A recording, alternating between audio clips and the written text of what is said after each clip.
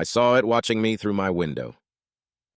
I've always loved being alone, especially in the quiet of my apartment. It's a small place, nothing fancy, but it's mine. After a long day of work, I enjoy the silence. There's something comforting about the stillness. Last week, things started to change. It started with small things, nothing I could immediately explain. The lights flickered every so often like the power was surging. I brushed it off. Old apartment building.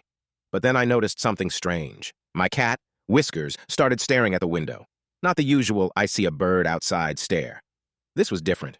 It was intense, like she was focused on something inside the apartment, but her gaze always lingered on the glass. I thought maybe she was just being weird, but she wouldn't stop.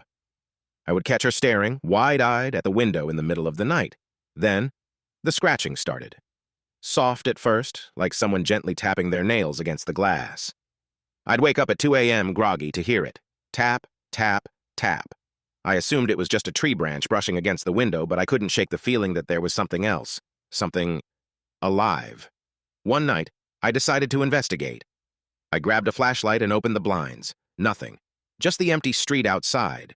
But as I shined the light across the window, I noticed something that made my stomach churn. The glass was smudged, covered in faint, almost imperceptible fingerprints. The kind that would have been left by someone pressing their face up against the window. But there was no one outside. I freaked out.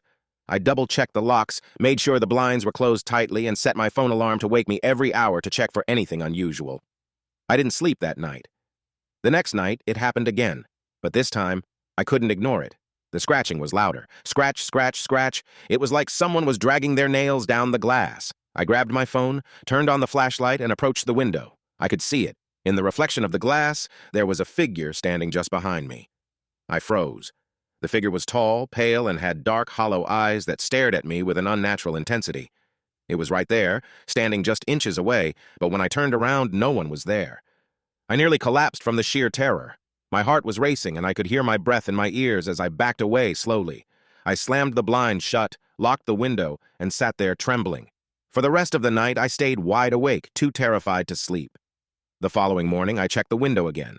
There were fresh smudges, more fingerprints, and at the bottom of the glass, a word was scratched into the surface, as though something, or someone, had used its nails to carve it there. It said, "Let me in." I moved out that day.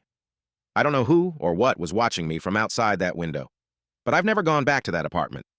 Every night since, I make sure every window is locked tight. And sometimes, when I'm lying in bed, I swear I can still hear the faint scratching, even from miles away.